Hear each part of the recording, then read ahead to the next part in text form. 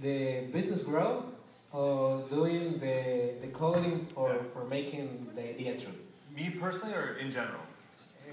In general. In general, so some of you here are engineers, some of you are not engineers, right? Both are important. I would not underestimate. Oftentimes, it goes both ways. Sometimes business people underestimate engineers, and engineers underestimate business people, right? They both kind of have this healthy tension between them. My background is engineering. I studied engineering. I kind of got into business earlier than most, I think, sort of in my class. But I stayed close to it, close enough to understand. I think if you're building an internet company, this is specifically internet, right? It's not true for anything else. I think it's important to be able to build some stuff yourself, right? Because the reason is simply it's easier to execute.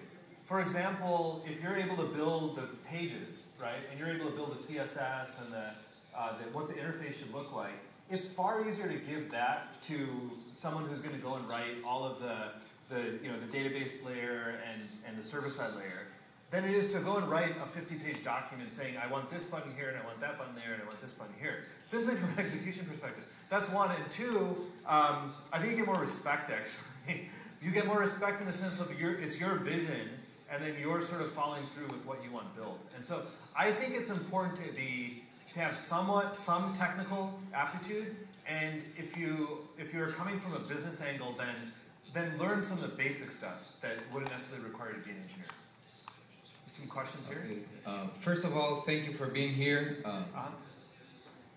I would like to know, how did you start your business? How did you, how was your experience in Silicon Valley to start with your funds? With venture capital, you mean? Yes. So I'll start. I mean, I tried raising venture capital for a number of years for a number of different businesses, and no one wanted to give me money.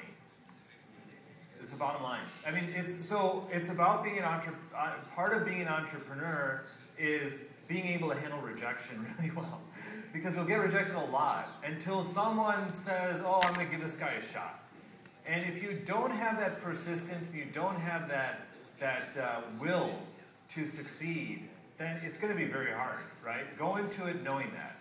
Go into it knowing that that's part of the journey as well, right? That's what makes it fun, right? Someone tells you no, and then you see them 3 years later, and then you're doing really well, and you say, you're the guy that said no.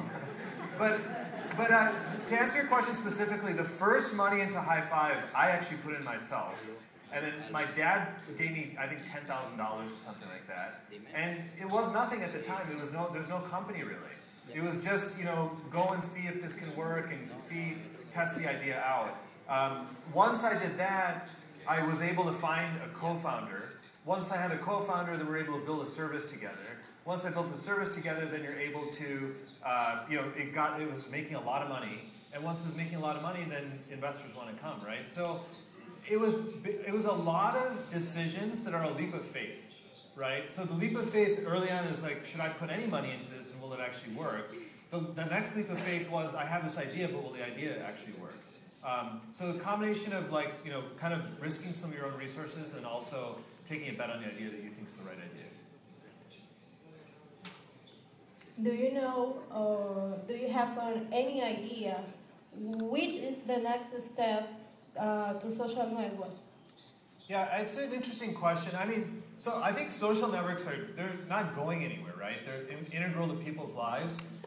So the basic functionality, I think, will stay there, and we'll continue to build upon it.